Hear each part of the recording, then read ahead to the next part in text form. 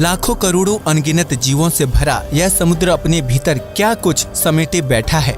समुद्र के नीचे क्या है, यह जानने से पहले हमें यह पता करना होगा कि समुद्र बना कैसे होगा और यह धरती के इतने बड़े हिस्से में कब और कैसे फैला।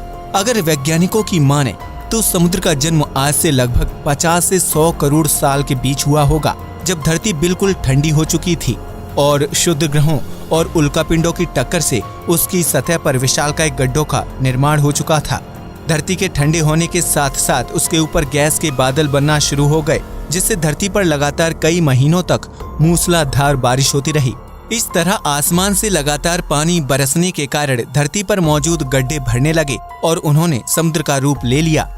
पृथ्वी पर पानी लाने का काम शुद्ध ग्रहों, उल्कापिंडों और कॉमेट ने किया था, जो बर्फ के रूप में धरती पर पानी लाते थे और पृथ्वी की सतह से टकराकर बर्फ के टुकड़े चारों तरफ बिखेर देते थे। इस तरह विभिन्न रूप से धरती पर जमा हुए पानी ने विशालकाय समुद्र का रूप धारण कर लिया।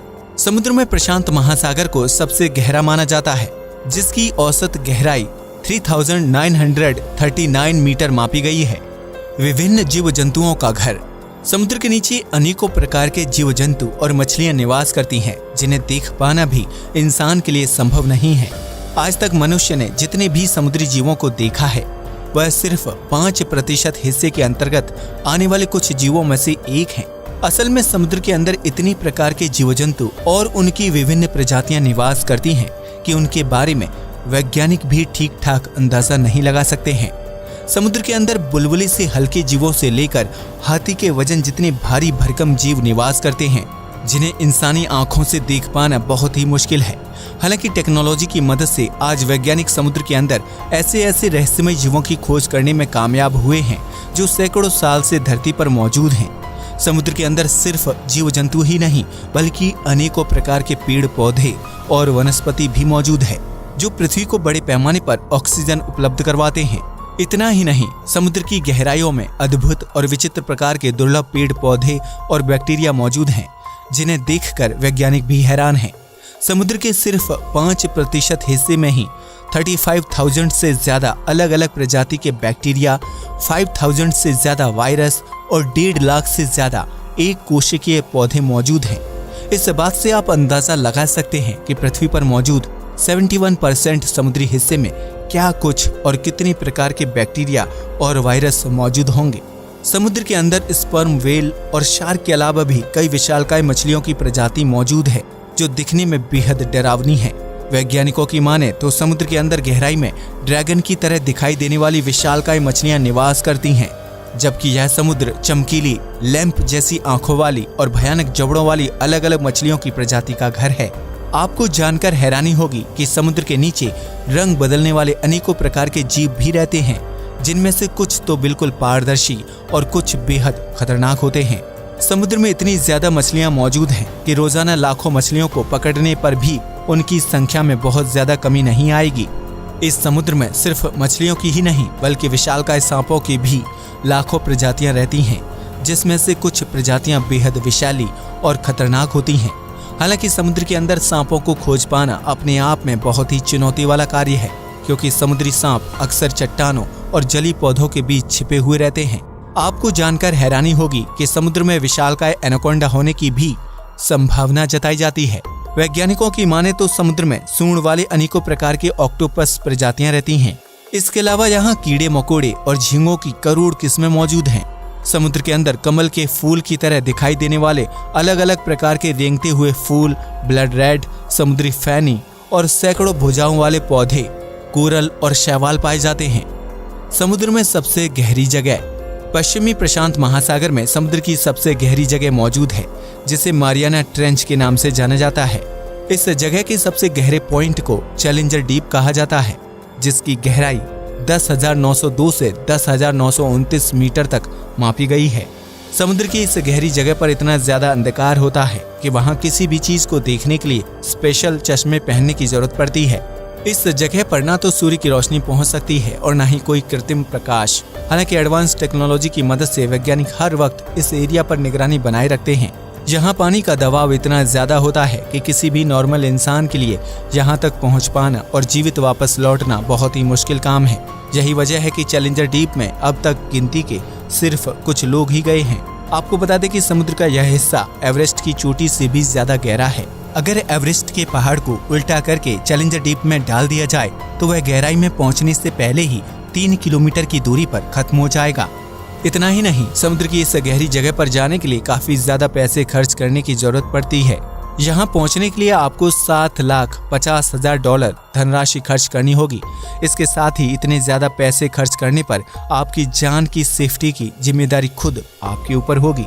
हालांकि इतनी गहराई और अंधेरे वाली जगह पर भी कई प्रकार के बैक्टीरिया, मछलियां और जीव जिंदा रहते हैं, जो कई दिनों में एक बार खाने की तलाश में पानी की सतह तक जाने की कोशिश करते हैं। इन जीवों ने खुद को मुश्किल परिस्थितियों में जिंदा रखने की कला सीख ली है, जिसकी वजह से सी लेवल से इतनी गहराई में भी उन्हें कुछ नहीं होता है।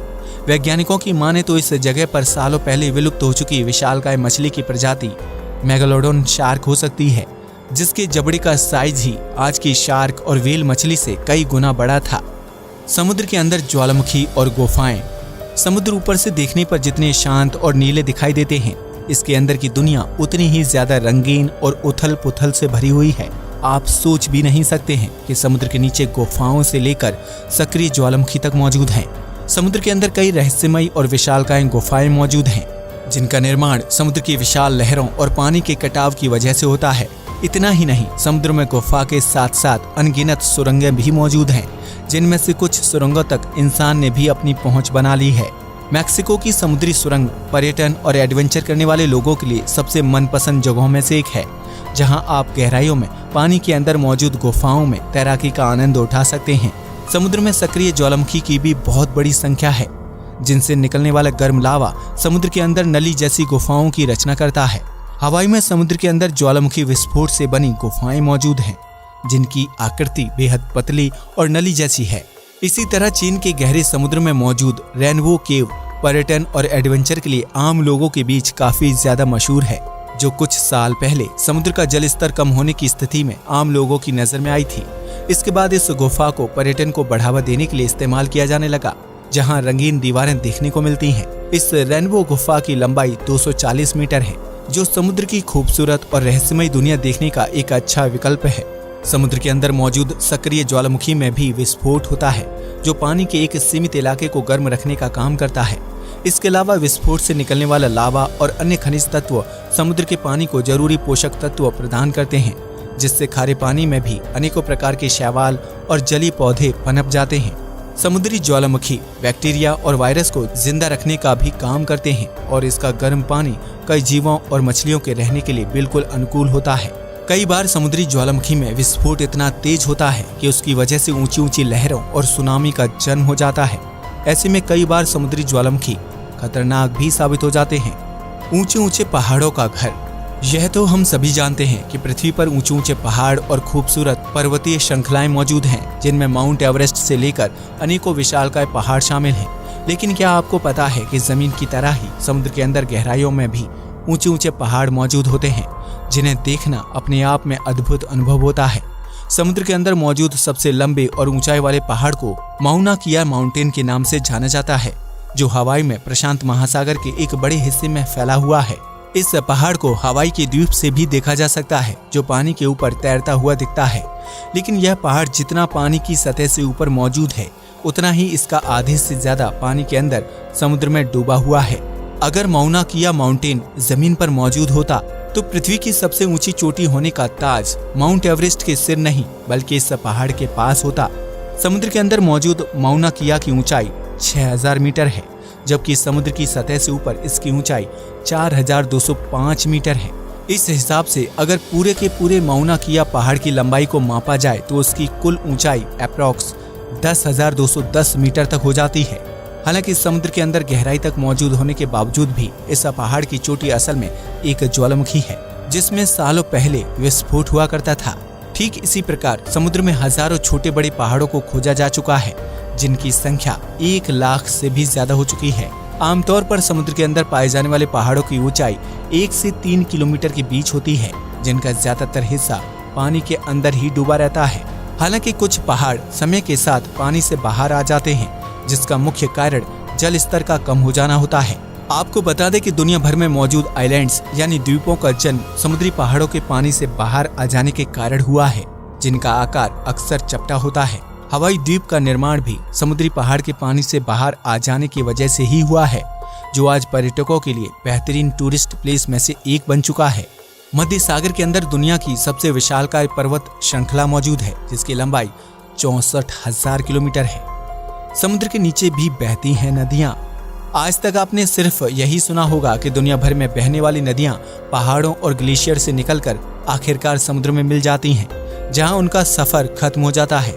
लेकिन आपको यह जानकर हैरानी होगी कि जमीन की तरह ही समुद्र के अंदर भी रहस्यमय ढंग से नदियां बहती हैं, जो अलग अलग प्रकार की धाराओं को पैदा करती हैं।